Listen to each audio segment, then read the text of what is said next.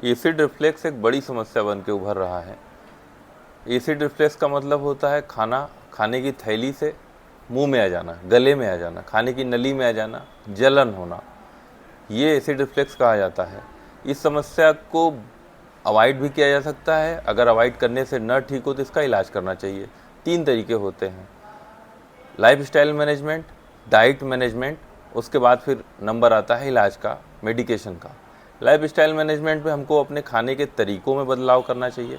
खाने को चबा चबा के खाइए, जल्दी जल्दी मत खाइए, धीरे धीरे खाइए, और खाने एक मील से दूसरी मील के खाने के जो गैप हैं उसको बढ़ाइए। जब भूख लगे तब खाना खाइए। खाने को चबा के खाने से फ़ायदा ये होगा कि जो हमारे मुंह की लार है, जो एल्कलाइन होती है, वो खाने में पूरी तरह मिलेगी। जब वो मिलेगी तो जब वो पेट में जाएगी तो वहाँ पे जो एसिड बढ़ा हुआ है उसको न्यूट्रलाइज करेगी, एसिडिटी को मैनेज करेगी, मेंटेन करेगी। खाने में मिर्च का प्रयोग कम करिए, चाहे हरी ले रहे हो, चाहे लाल मिर्च ले रहे हो, चाहे काली मिर्च ले रहे हो।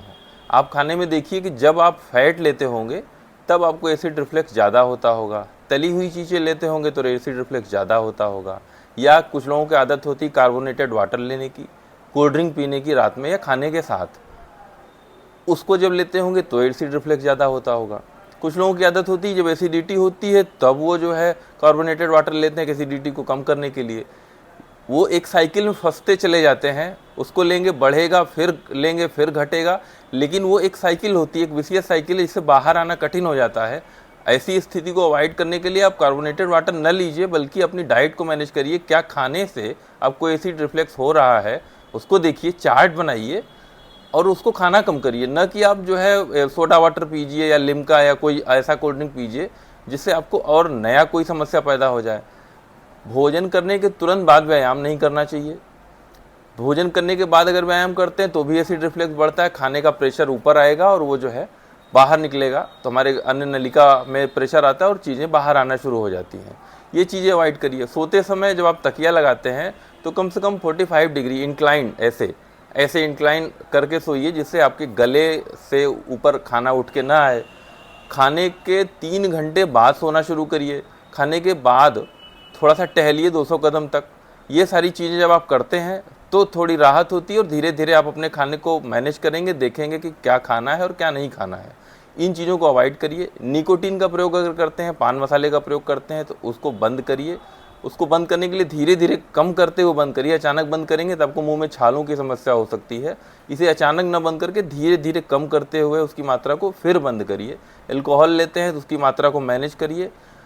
स्मोकिंग करते हैं तो उसको बंद करिए धीरे धीरे करके। और एक्टिव स्मोकिंग तो खतरनाक है ही। पैसिव स्मोकिंग मतलब आपका कोई साथी या कोई मित्र या आपका पड़ोसी अगर पी रहा है तो उसके पास आप मत रहिए, वो भी उतना ही खतरनाक है जितना एक्टिव स्मोकिंग। यदि आप सिगरेट पीते तो जितना खतरनाक होता है वो भी उतना ही खतरनाक है। इन सब चीज़ों को अवॉइड करिए। अगर आपको इसके बाद भी थोड़ी बहुत दिक्कत बनी हुई है तब आपको डॉक्टर को दिखाने की ज़रूरत है। खुद से कोई दवा मत लीजिए, खुद से अपना इलाज नहीं करना चाहिए। अपना इलाज अपने से हो नहीं पाता है। अगर आप खुद से इलाज करेंगे तो आप किसी और बीमारी के शिकार बन सकते हैं। डॉक्टर आपको देखेगा, जांच करेगा, जो कारण होगा उस कारण को बताएगा और उसके हिसाब से आपको दवा देगा और आप ठीक हो जाएंगे। तो अपना इलाज खुद से नहीं करना चाहिए। डाइट मैनेज कर सकते हैं, देख सकते हैं कि आपको किन चीज़ों से दिक्कत होती है। रात में दही खाते हैं तो उससे भी दिक्कत होती है किन्हीं किन्हीं लोगों को। रात की दही नहीं खानी चाहिए। कुछ लोगों को पनीर से समस्या होती है। तो ये सब चीज़ें आप देखिए और इसको कम करिए। और उसके बाद भी चीज़ अगर आपकी समस्या बनी हुई है तो आप डॉक्टर को दिखाइए, खुद से अपना इलाज मत करिए।